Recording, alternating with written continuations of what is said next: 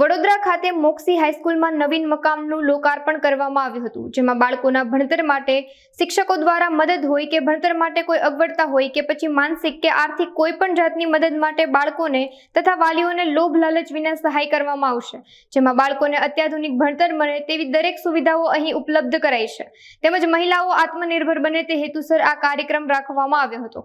આજે મોક્ષી ગામ ખાતે વિવિધ વિકાસ કાર્યોના લોકાર્પણનો આજે કાર્યક્રમ ગોઠવવામાં આવ્યો, જેની અંદર આજે પહેલા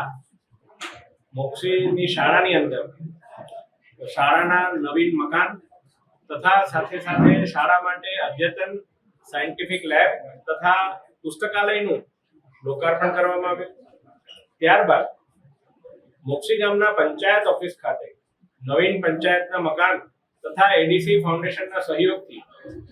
ખૂબ સારામાં સારું મોદી સાહેબનો જે વિચાર છે આત્મનિર્ભર ભારત, એના અંતર્ગત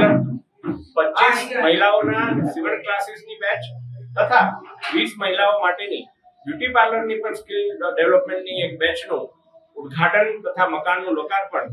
મોક્ષી ગામ ખાતે કરવામાં આવ્યું। મારી સાથે આ વિસ્તારના જનપ્રિય ધારાસભ્ય મારા મોટા ભાઈ શ્રી કેતનભાઈ નામદાર, આપણા સાવલી તાલુકાના માન્ય ઉપપ્રમુખ શ્રી, એડીસી ફાઉન્ડેશનના તમામ સદસ્યો,